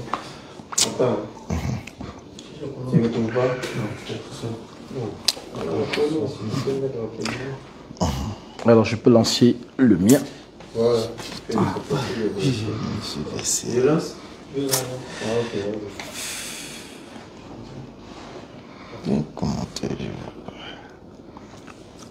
C'est bon? Bon, vas-y, moi. Ok. Rapidement, avant de répondre à la question de Gazbi, je reviens encore pour noter Ézéchiel chapitre 28, le verset 14. Tu étais un chérubin aux ailes déployées, je t'avais, etc. Lisons un peu le commentaire de la Bible à noter. Le chérubin oint, pour protéger, c'est la traduction la plus littérale. Le mot oint se rapporte au sacre du roi. Le mot oint se rapporte au sacre du roi. Il devient de ce moment pour l'état de Tyr et ses sanctuaires ce qu'était Adam pour le jardin d'Éden, leur gardien. Gazmir, leur gardien. Et c'est ce que je m'évertue à te dire depuis. Le jardin d'Éden, chérubin protecteur là, il s'agit du roi de Tyr. Commentaire de la Bible à noter. Je relis. L'état du roi de Tyr, ses sanctuaires, je reprends. Le mot oint se rapporte au sacre du roi. Il devint dès ce moment pour l'état de Tyr et ses sanctuaires ce qu'était Adam pour le jardin d'Éden, leur gardien. La fonction des chérubins est de veiller, de garder. Comparez le chérubin gardant l'arbre de vie. Les chérubins étendent leurs ailes sur l'arche de l'alliance, etc., etc., des taureaux, etc. Sur la sainte montagne de Dieu, comparée à la note 2, Tyr ici, comparé à Sion, la vraie montagne de Dieu. Donc, il s'agit du roi de Tyr. Le jardin d'Éden, là, c'est son état, sa constitution, de la manière il gérait son peuple, de la manière il gérait sur les sanctuaires, comme on l'a dit. Il était comme un chérubin aux ailes déployées. On vient de te définir cela. Il ne s'agit pas de Satan.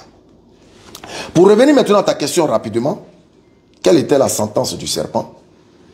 Ça, il n'y a pas de débat. C'est bien écrit dans Genèse chapitre 3. Rapidement. Genèse chapitre 3, le verset 14. La sentence du serpent. L'Éternel Dieu dit au serpent, puisque tu as fait cela, tu seras maudit entre tout le bétail et entre tous les animaux des champs. Tu marcheras sur ton ventre et tu mangeras de la poussière tous les jours de ta vie. Je mettrai l'iniquité entre toi et la femme, entre ta postérité et ta postérité. Celle-ci t'écrasera la tête et tu lui blesseras le talon. Parce que le serpent est rampant. Le serpent est rampant, il pique toujours vers le talon, par le bas. Vous allez ramener cela peut-être à la prophétie de Jésus. Non, ça ne m'intéresse pas. Mais nous restons dans Satan. Si tu dis que c'est Jésus qui est le serpent, il faut nous dire. Là, si tu ramènes ça à Jésus, ça veut dire que c'est Jésus qui est le serpent. Il faut que tu nous expliques. Donc, voici la sentence du serpent.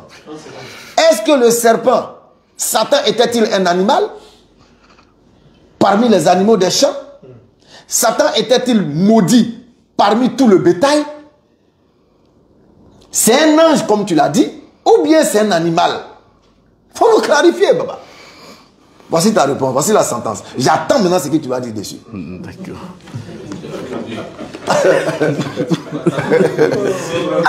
Non, franchement. Musulman. Non. Casville, tu t'en sors pas ici. Donc, poser sa question, il va corriger la réponse de Béni. S'il estime qu'elle est d'accord. Il faut qu'il corrige. Je pense qu'il faut que tu me rassures si j'ai bien compris. Ça dit, Béni nous dit que le chérubin... Ah, vas-y. J'ai combien de temps pour corriger? Ok.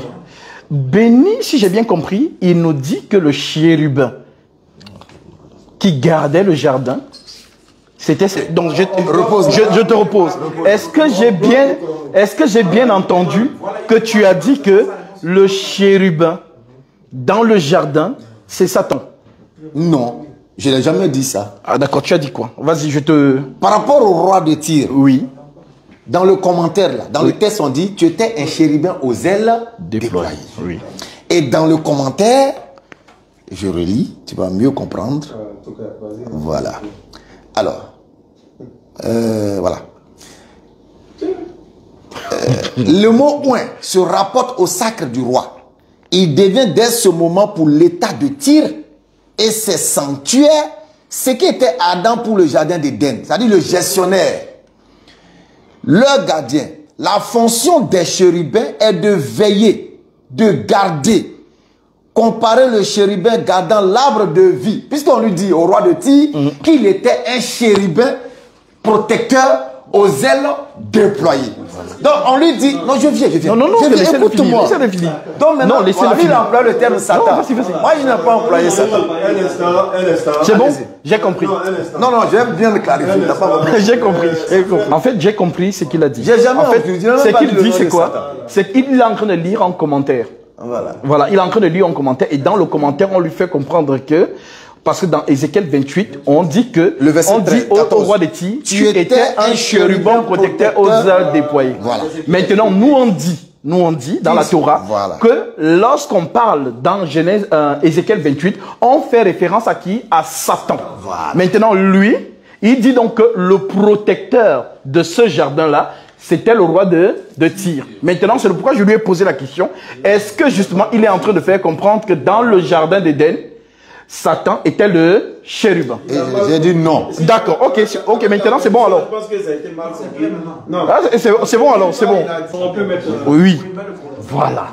Maintenant, regardez. Béni. Ézéchiel 28 fait référence à Satan. Ézéchiel 28 fait référence à Satan. Voilà donc pourquoi une prophétie sort. Je fais sortir du milieu de toi un feu qui te dévore. Tu as compris, Béni? Maintenant, quand on ramène ça dans le jardin d'Éden, il y a aussi une sentence qui est sortie là-bas. Je mettrai inimitié entre toi et la femme, entre ta postérité et sa postérité. Celle-ci t'écrasera la tête et toi, tu lui blesseras le talon. Donc là-bas, c'est un feu qui doit le dévorer. Mais ici, c'est un enfant qui doit écraser ça. Tu as compris, Béni? C'est donc comme ça que on comprend la pensée céleste. Voilà, c'est tout. Il n'y a même pas à tergiverser là-dessus. Il me reste combien de temps? Tu t'en sortiras pas. 2 minutes. Alors, maintenant, il faut que tu comprennes que Paul, je vais lire ça dans mes 2 minutes. Nous prenons Hébreux chapitre 9. Ah, béni. Franchement, c'est incroyable. Hébreux chapitre 9. Je suis au verset... Je prends le verset 1. La première alliance avait aussi des ordonnances relatives au culte et le sanctuaire terrestre. Un tabernacle fut en effet construit Dans la partie intérieure, appelée le lieu saint, était le chandelier, la table des pains de proposition. Derrière le second voile se trouvait la partie du tabernacle appelée le Saint des Saints, renfermant l'autel d'or pour les parfums et l'arche de l'alliance entièrement recouverte d'or. Il y avait dans l'arche un vase d'or contenant la manne, la verge d'Aaron qui avait fleuri et les tables de l'alliance. Au-dessus de l'arche étaient les chérubins de la gloire, couvrant de leurs ailes le propitiatoire. Voilà donc pourquoi, lorsque Adam a commis donc la transgression par sa femme, ils sont chassés et on ordonne donc aux chérubins de garder le chemin. Et le chérubin qui garde le chemin, c'est qui? C'est Dieu lui-même. Tu as compris? Voilà donc pourquoi on te parle de ça dans Apocalypse chapitre 5 en disant « J'ai vu dans la main droite de celui qui était assis sur le trône un livre écrit en dedans et en dehors scellé de 7 sceaux. Et un ange puissant cria « Qui est digne d'ouvrir le livre et d'en rompre les sceaux ?» Et personne dans le ciel, ni sur la terre, ni sous la terre, ne peut ouvrir le livre, ni le regarder. En d'autres termes, personne ne peut ouvrir le jardin que Dieu a fermé, si ce n'est que Dieu lui-même. Oui. C'est bon. Donc, oui, 30 secondes. Personne ne peut ouvrir le chemin fermé par les chérubins, si ce n'est Dieu lui-même. Tout simplement béni. Okay. Maintenant, c'est à lui de poser la question. Okay. Aidé par les chérubins. Gatsby. Tu as mal fait de nous croiser parce que on va t'envoyer une autre dimension. Je suis là pour vous. Voilà, on va t'envoyer une autre dimension. Oui. Et la chose est très sérieuse. Je le dis et je le répète. Tu ne pourras pas répondre à cette question. Vas-y. Tu m'as demandé oui. quelle était la sentence de Satan. Oui. Je t'ai répondu. Oui. Dieu a énuméré la sentence de Satan. Oui. Du serpent. Si le serpent est Satan, oui. je veux voir où Satan a accompli sa malédiction. Oui. Donne-moi un texte clair. Ok, nous allons lire. C'est tout. Voilà. Oui, je m'arrête là d'abord. Il y en a d'autres. Voilà. Genèse chapitre 3. Voilà. On y va tu lis et puis tu me donnes où Satan a subi. Adam a subi pour lui. Ève a subi pour elle. Exactement. Montre-moi où Satan a subi sa malédiction si ce n'est pas le serpent. Vas-y. Voilà. Nous sommes dans Genèse chapitre 3 béni. Verset 14. Alors, lorsque le serpent, le Tout-Puissant, le juge vient juger, donner la sentence, il parle d'abord à l'homme. Il dit à l'homme. Non, il parle d'abord au serpent. Non, on vient d'abord. Non, à l'homme. Nous sommes dans la sentence. Ah, tu commences en bas. Oui. Comme moi, non, en haut. Alors, ils entendirent la voix de l'Éternel Dieu qui parcourait le jardin vers le soir. Et l'homme et sa femme se cachaient loin de la face de l'Éternel Dieu au milieu des arbres du jardin. Mais l'Éternel Dieu appela l'homme et lui dit, « Où es-tu » Et il répondit, « J'ai entendu ta voix dans le jardin et j'ai eu peur parce que je suis nu et je me suis caché. » Et l'Éternel Dieu dit, « Qui t'a appris que tu es nu ? Est-ce que tu as mangé l'arbre que je t'avais dit de manger ?» L'homme répondit, « La femme que tu as mise auprès de moi m'a donné de l'arbre, j'en ai mangé. » Et l'Éternel Dieu dit à la femme, « Pourquoi as-tu fait cela ?» La femme répondit, « Le serpent m'a séduite et j'en ai mangé. » L'Éternel Dieu dit au serpent, « Puisque tu as fait cela. » En d'autres termes, il ne lui pose aucune question. Comme il a posé à l'homme, l'homme a mis la faute sur la femme a mis la faute sur le serpent. Dieu, au lieu de poser aussi la question, « Pourquoi, serpent, tu as fait ça ?» il ne pose pas, il condamne directement. Parce que c'est pour ça que le serpent est venu dans le jardin recevoir sa condamnation bénie. Voilà pourquoi on dit donc, l'Éternel Dieu dit au serpent, « Puisque tu as fait cela, tu seras maudit entre tous les bétails et entre tous les animaux des champs. Tu marcheras sur ton ventre et tu mangeras de la poussière de la terre tous les jours de ta vie. Je mettrai inimitié entre toi et la femme, entre ta postérité et sa postérité. Celle-ci t'écrasera la tête et tu lui blesseras le talon. » Voilà ce qu'on dit au serpent. Maintenant, comme je t'ai dit, ces termes sont allégoriques, ce sont des prophéties. Ah, voilà. Voilà pourquoi j'ai commencé par 1 Corinthiens chapitre 14, 6. De quelle utilité vous serais-je, mes amis musulmans, si je venais à vous en vous parlant en langue, si je ne vous parle pas par la révélation, la connaissance, la prophétie et la doctrine. Ça, ce sont les choses qui vous sont étrangères parce que vous êtes musulmans. Mais dans le livre, on parle dans les 4 dimensions. Voilà. Maintenant, voici donc ce que ça veut dire. Est-ce que Béni, un musulman ici, peut me dire s'il a déjà vu un serpent qui mange la poussière? Bien sûr, on va te le montrer. Oui, montre-moi. On va te donner là. Maintenant, voilà donc pourquoi, ici, c'est le serpent qui mange de la poussière de la terre. On parle ici des choses que Satan a proposées à Jésus. Voilà pourquoi Jésus vient dire dans Matthieu chapitre 6, ne vous amassez pas des trésors sur la terre. Là où la rouille et la teigne, c'est ça dans la poussière du serpent. Donc toute personne qui a la gourmandise de ces choses a l'amour du matériel de la terre. Voilà pourquoi Jésus dit, ne vous amassez pas de la nourriture qui périt, mais amassez-vous de celle qui subsiste pour la vie éternelle. C'est ça donc qu'on appelle la poussière de la terre. Et le serpent qui rampe, c'est le serpent justement qui... Allez-y. Donc, chutez. Justement, le serpent donc qui rampe, c'est le serpent ici qui marche pour regarder les choses de la terre. Voilà pourquoi il propose ces choses aux hommes. Les hommes sont en permanence en train de proposer les choses qui plaisent à la chair. En d'autres termes, les femmes, les hommes, l'impudicité, tout ce qui va avec les voitures. Ici à Abidjan, vous voyez comment la société abidjanaise vit. Voilà, tout simplement. Donc, en fait, ce sont ces termes-là, tout simplement. Vas-y.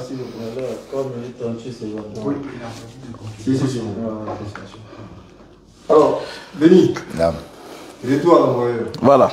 Fais à volonté. Il y a un commentaire, je cherche que je te fasse. Ça, tu es dans les commentaires. C'est ce qui est en train de m'embêter. Alors, Gazbir, je vais te dire, hein, tu vois, j'ai quand même usé. Voilà, là, il est dans là, il est dans la question. Non. Non, ça c'est... Oui. J'ai vraiment... Mon temps, hein. Oui. Non, pas du tout. Ah, d'accord, vas-y. J'ai vraiment usé de beaucoup de clémence à ton égard, oui, pour t'avertir d'avance, oui, pour te permettre d'invoquer le Saint-Esprit. Oui. Comme Jésus l'a dit, si on vous amène devant le juge, à l'instant même, le Saint-Esprit vous dira ce que vous devez dire. Oui. Donc moi, par anticipation, pour ne pas que tu aies à dire que je t'ai surpris, je t'ai donné tout pour que tu puisses travailler d'avance. Mais malheureusement, jusque-là, Gazbir est en train d'encore bégayer, patauger. Le boss n'est vraiment pas méchant. Alors, on dit, Allahu Akbar. Je vais d'abord lire ici. Genèse chapitre. Alors le Seigneur dit au serpent, puisque tu as fait cela, je te maudis. Seul de tous les animaux, tu devras ramper sur ton ventre et manger la poussière tous les jours de ta vie. Je mettrai l'hospitalité, etc. Le serpent a eu toutes les conséquences. Alors Dieu parlait au serpent qui l'a maudit. Il a eu de l'hostilité entre Ève et le serpent. Pas seulement entre les descendants respectifs, mais les rejetants du serpent, plusieurs mordront les humains au talon, qui se trouvent de renavant seulement à leur portée, puisqu'ils doivent ramper. Et plusieurs humains se vengeront de ces morsures en leur écrasant la tête. C'est pourquoi toujours on dit au serpent, couper sa tête ou bien taper sa tête. D'où on écrasera la tête. Et quand tu prends ici même le commentaire des rabbins, comme tu as parlé de Torah, ici on a quoi? On a le Pentateuque. Et le Pentateuque, la Bible de Rachi, quand tu prends le commentaire ici, on te dira, plus que tous les animaux de toutes les bêtes, de toutes les bêtes, voilà, de toutes les bêtes des champs. S'il est maudit, plus que les animaux domestiques, dont la durée de gestation est plus longue que celle des bêtes des champs. Une minute. Ne l'est-il pas plus, ou à plus forte raison que les bêtes des champs? De là, l'enseignement de nos maîtres dans la Guémara, la gestation du serpent dure 7 ans. Donc, il s'agit d'un reptile. En tout cas. Tu as parlé de Torah, non? C'est Rachi qui parle. Il s'agit d'un reptile. Maintenant, je te donne encore une autre chance. Peut-être vous pourrez dire que non, le Satan s'est incarné dans le serpent. Peut-être vous pouvez le dire. D'accord. S'il s'est incarné dans le serpent, montre-nous il a subi sa sentence. Puisque c'est le serpent qui est en train de subir sa chose. Le mec va ramper. Il va manger de la poussière. Comment le serpent mange de la poussière de la terre? Quand tu prends une proie là, la proie est à même le sol. Et quand il... Non, il faut le laisser. C'est fini. Fini, vas-y. Il a fini. La seule chose que vous devez faire ici, là, la seule chose, Gabi, que vous devez faire, c'est de me prouver qu'il ne s'agit pas d'un reptile, il s'agit de Satan. Et puis le débat, il est fini. Donc tout ce que je vais dire sur le serpent, tant que vous ne me prouvez pas que ce n'est pas un reptile. D'accord. En ce moment précis, tout ce que j'ai dit concernant le serpent est valable. Parce que Dieu a maudit un reptile. Tu ramperas sur ton ventre. Montre-nous Satan rampe sur son ventre. Montre-nous Satan mange la poussière de la terre. D'accord. Montre-nous où la femme écrase la tête de Satan. D'accord, je pense qu'elle est dit. Voilà la malédiction du serpent. Oh, Gazmir, moi je m'attendais à du lourd. C'est moi qui pose la question ou c'est moi qui réponds? Je m'attendais à du lourd. Ouais. Conclusion. Alors, je vais d'abord lire dans ma conclusion. La conclusion, c'est combien de minutes? C'est 5 Alors, minutes. ma conclusion est celle-ci, je lis déjà d'abord. Tite chapitre 1. Attends, on va mettre le chrono trop léger. C'est dommage, hein. Voilà. Tite chapitre 1, je prends le verset 14. Et on dit, ce témoignage est vrai. C'est pourquoi reprends-les sévèrement afin qu'il ait une foi saine et qu'il ne s'attache pas à des fables judaïques et à des commandements d'hommes qui se détournent de la vérité. Donc lui, il nous lit des commentaires. Ah, le commentaire de... Alors, justement, les commentaires que vous lisez, nous on les corrige. Puisque les Juifs n'ont pas l'esprit de la Torah. Ils ont la Torah, mais ils n'ont pas l'esprit de la Torah. Voilà donc pourquoi la prophétie court toujours. Je parlerai à ce peuple. Ils entendront, mais ils ne comprendront point. Donc, ce n'est pas un juif que tu peux prendre pour qu'il t'explique ces choses. Ils n'ont pas l'esprit de la Torah. Paul appelle ça la pensée de Christ. Satan maintenant, moi, c'est dommage parce qu'on dit que les questions sont finies. Moi, je voulais lui poser la question de savoir. C'est ta conclusion, vas-y. Tu le laisses conclure. Ouais, vas-y. Non, Vas-y. Ok, vas-y. Maintenant, après justement, après un temps, on va arrêter le chrono ajoute une minute. pour aller directement à l'échange. Le débat est coordonné. Une fois que c'est fini, c'est fini. Oui, mais même après, si vous coupez votre caméra, il n'y a pas de souci. Okay. Mais parce que c'est un sujet vraiment central. Parce que c'est là où on peut remonter jusqu'à Jésus. Tu vois que j'ai eu raison. C'est ce que je lui ai dit. Non, c'est moi qui ai dit. Non, c'est pourquoi j'ai dit c'est moi. Sans les caméras, oui. Ce débat n'a pas de sens. Ça n'a pas de sens. Comment ça n'a pas de sens? Bien sûr, parce que... Mais non, puisque moi, la question que je voulais lui poser... Parce que le sens, il faut qu'on explique le sens du débat. Oui. Si c'était sans les caméras, oui. que l'objectif c'était vous-même, on n'allait pas venir avec toutes ces caméras. Ouais. Alors nous, on s'en fout des caméras. Non. Nous, on doit édifier. Tu as parlé d'édifier. Mais justement, si vous voulez édifier les gens, attendez, s'il vous plaît. S'il vous plaît. Non, s'il te plaît. Non, attends. Si c'est pour l'édification, on doit aller au VAR. Là, c'est pas l'édification. Là, c'est 3 minutes. Dès que les 3 minutes arrivent, on coupe. Voilà. Donc, on ne peut pas vraiment développer. Gazmi pleure déjà. Non, mais c'est vrai. C'est vrai. C'est vrai. Excusez-moi, en tant que modérateur, oui. Vous avez plus de temps de parole que moi.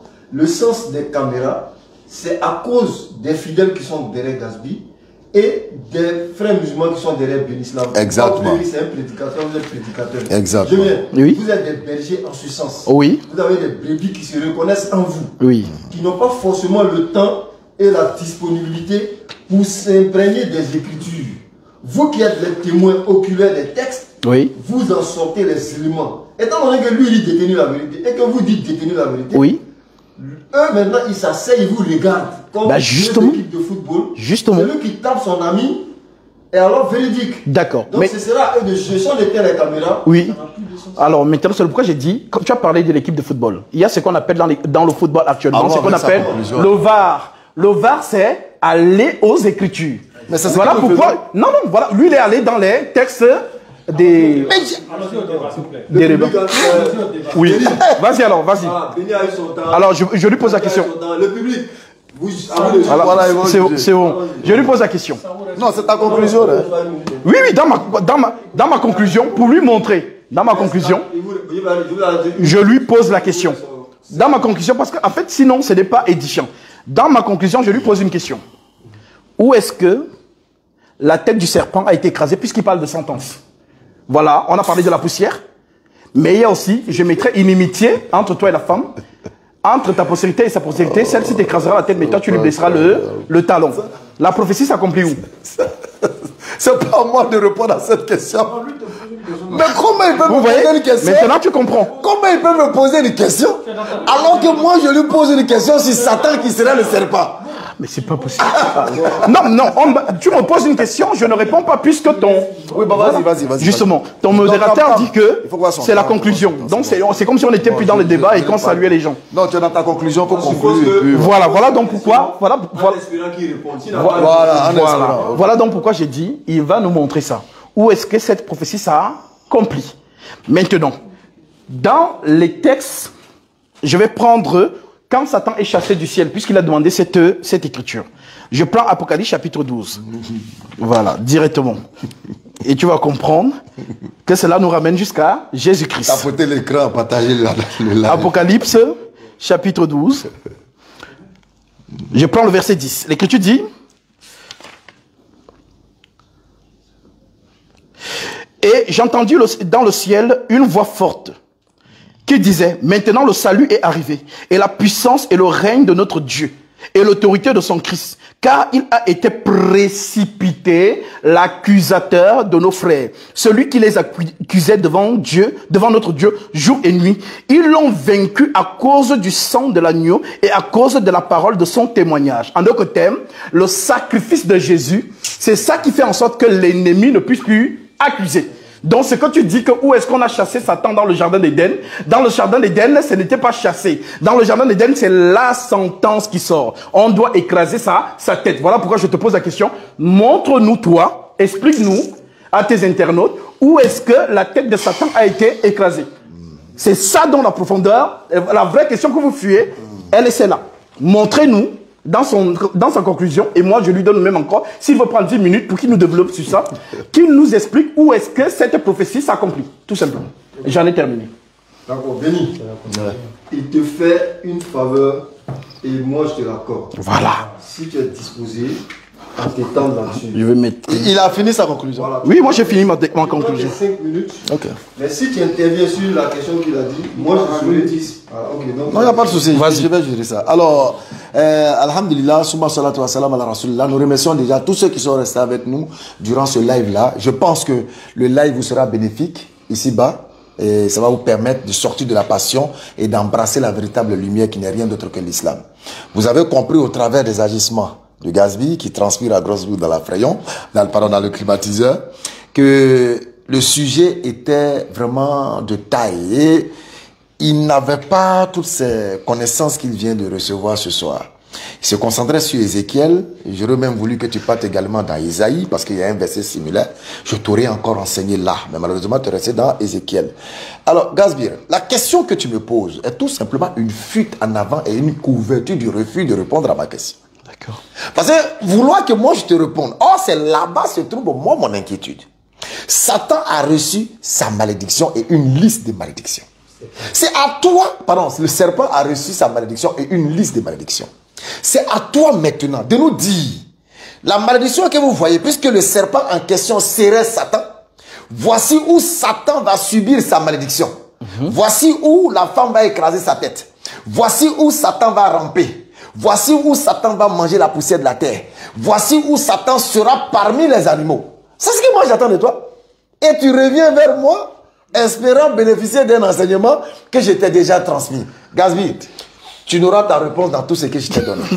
Et j'ai dit tantôt, je t'ai dit, j'ai prévenu, tu étais venu, tu avais voulu qu'on parle de divinité. Je t'ai dit non, la divinité, c'est vrai, les gens en parlent trop, c'est vrai. Je souhaiterais qu'on parte à l'origine sur ce que vous êtes en accord, à savoir qu'il y a eu un péché, Jésus est venu mourir. J'ai dit réglons ça, parce que là-bas, tous les chrétiens sont unanimes. Si on règle ça, je pense qu'on aura tout réglé. Alhamdulillah, tu l'as accepté. Et là, tu viens de comprendre que tu avais beaucoup à apprendre. Et nous t'avons donné ce que tu devais apprendre.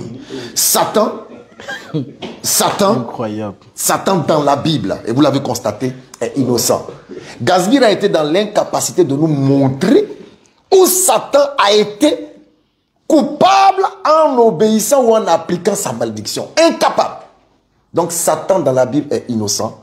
Il n'a jamais induit Adam et Ève en erreur. Voilà. Il les a jamais fait. Vous voyez donc qu'il n'a pas répondu. Gazbir, s'il te plaît, s'il te plaît. Non. Non, dans sa conclusion, il a fini. Je lui ai donné 5 minutes de plus. Comme tu l'as dit. Il n'est pas encore dans ces 5 minutes. Non, mais attends. J'ai encore du temps, Gazbir. Gazbir, ne panique pas. Puisqu'il n'a pas répondu. Gazbir. Je me pose et j'ajoute 1 minute. Vas-y. Gazbir. Vas-y. Ce que je n'ai pas compris, c'est qu'il n'a pas répondu à la question. Vous savez...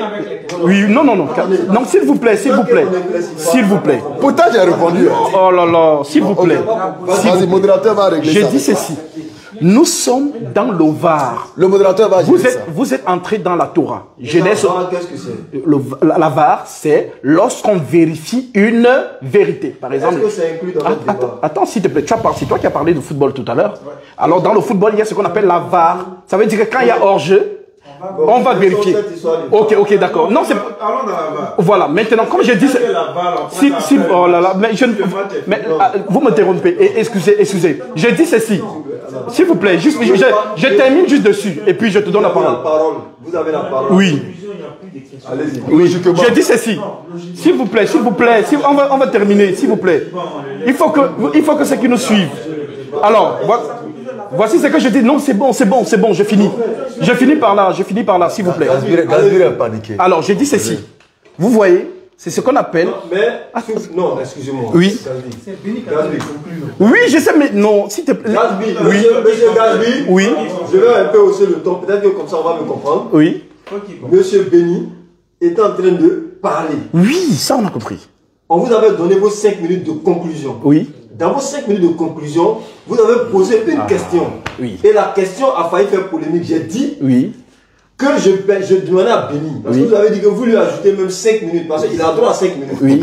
Donc 5 minutes supplémentaires s'il s'engageait à répondre à votre question. Oui. N'est-ce pas? Oui. Donc ça veut dire que vos 5 minutes sont finies. Le débat pour vous, il est fini. Non, mais c'est ce que j'ai dit. Je suis en train de vous dire ceci. On parle ici de l'édification. Genèse 3. C'est un chapitre. Attends, s'il vous plaît. Non, s'il vous plaît. Genèse 3, s'il vous plaît. Dans Genèse... Non. Gasbir est paniqué. Il cherche une voie de Vous voyez. Je sais ce que vous faites. Non, je sais ce que vous faites. Non, je vous promets. S'il vous plaît. Gasbir est en train de pleurer. Voilà, merci. Laissez. Un peu de mouchoir. Laissez. Un peu de mouchoir. Laissez. Vous voyez. Il veut que je parle. Ah, vous voyez. Il veut faire une pub. Il fait une pub. Vous voyez. 5 minutes. Mesdames, je vais mettre la gamme sur toi. Faut t'asseoir. Ça dit t'asseoir, là, mais ça sur toi. Vous voyez. Ne permettez pas à Gasbir de fumer. Non, vous voyez. Voilà pourquoi j'ai dit que vous avez besoin d'être enseigné. C'est ça. Regardez, Gasbir est en train de pleurer. Voilà. S'il y a une explication à donner, Ok, vous donnez, merci. Ok. attendez, il veut parler. Voilà, si vous. Voilà, Je vais prendre une tournure. Attends, Voilà, je n'ai pas prévu, mais on va accepter. Ok, ça marche. Ah oui, parce qu'il s'agit de la vérité. Genèse 3. Il a paniqué. Genèse 3. Béni a amené un thème. Genèse 3 ne s'arrête pas au verset 4. Genèse 3, c'est un chapitre. Et dans ce chapitre, il y a une série de prophéties. Lui-même, il a énuméré la poussière, le serpent qui sera écrasé. Maintenant, ce que je demande à la lumière de ceux qui l'écoutent, puisque vous êtes là pour édifier ceux qui vous écoutent, que Béni nous dise ici, comme lui il a compris cette prophétie, qu'il nous explique où est-ce que la tête du serpent a été écrasée. Okay. C'est tout. Ok.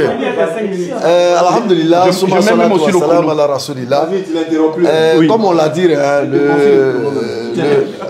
le frère Gasbir est en panique. Et tous les internautes, que ce soit chez lui ou chez nous, ont constaté que Gasbir est paniqué et il est en perte de vitesse. Il cherche tout simplement à se consoler. Il cherche tout simplement à se consoler en se couvrant de certaines manigances. Nous réitérons encore. Vous ne pouvez pas dire, je réitère encore. La question que Gasbir pose, telle a été la problématique que j'ai posée dès l'entame. C'est la problématique que j'ai posée dès l'entame. J'ai aidé Gasbir à se préparer d'avance, à trouver, à invoquer le Saint-Esprit pour trouver des réponses d'anticipation. Parce que je l'ai prévenu d'avance. J'ai dit que ce soit lui ou pas lui, il n'y a pas son chrétien qui peut répondre à cette question-là. Ce n'est pas un débat, c'est une information. C'est un serpent, c'est un reptile. Maintenant, c'est à toi de me dire, non, ce n'est pas un serpent, c'est Satan. Pourquoi c'est Satan? Parce que de la même manière, l'homme a subi sa sentence, la femme a subi sa sentence. Voici la preuve que cet être-là n'était pas un reptile, mais Satan, parce qu'il va réaliser la malédiction qui lui a été assignée. Chose que tu ne pourras jamais faire. Jusqu'à ce qu'on arrive au jugement. Tu ne pourras jamais démontrer dans la Bible de la Genèse à l'Apocalypse que Satan a accompli et réalisé la malédiction qui lui a été donnée dans Genèse 11. Impossible. Toi, ton pasteur, le pape, le papalo, le papitro, le papa Petro, aucun de vous ne pourra répondre à cette question jusqu'à la fin du monde. Ça, c'est un défi universel. Alors, si Satan n'a pas subi la sentence par rapport à l'action qu'il a posée qui déplure à Dieu, et que c'est le serpent on a maudit. Mais c'est un serpent. C'est pas Satan. C'est un reptile maudit parmi les animaux des champs. Est-ce que Satan est un animal des champs? Est-ce que Satan est un reptile? Est-ce que Satan vit dans le bétail? Soyons sérieux. Ce qui est clair est clair. Ce qui est ambigu est ambigu. Satan est innocent dans la Bible. Dans la Bible, Satan n'a jamais induit Adam et Ève en erreur dans la Bible. Dans la Bible, la seule partie où Satan a été chassé, non pas parce qu'il a induit Adam et Ève en erreur, mais parce qu'il s'est rébellé dans le jardin. Il a voulu porter atteinte à une femme qui était enceinte et qui a enfanté dans le désert, qui s'est retrouvée seule. C'est là, les anges, Michael et son armée ont combattu contre Satan et ses anges et Satan fut refoulé. C'est la seule chose. C'est le Coran qui vient établir l'ordre des choses en disant que Satan a été chassé parce que il a induit Adam et Ève en erreur. Et c'est le Coran qui vient rétablir l'ordre en disant que Satan n'est pas un ange, mais Satan était un djinn vivant parmi les anges. C'est le Coran qui vient nous enseigner que les djinns étaient dotés de raison et d'intelligence et avaient la capacité de dire oui et de dire non, ce qui ne pouvaient pas faire les anges. C'est le Coran qui vient rétablir ça. Et j'ai dit, comme vous ne croyez pas au Coran, alors vous allez nous démontrer, parce que le Coran dit que Satan a été chassé parce qu'il a induit Adam et Ève en erreur. Prouvez-nous, puisque vous ne croyez pas au Coran, à quel moment Satan fut chassé. À quel moment Satan devient l'adversaire de l'homme? Parce que Satan veut dire adversaire, celui qui accuse. À quel moment? Bon, on vient de dire l'accusateur. Voilà ce qu'on te dit. À quel moment? Mais c'est incroyable. À quel moment? Gazmi, tu ris de ton ignorance, c'est très simple.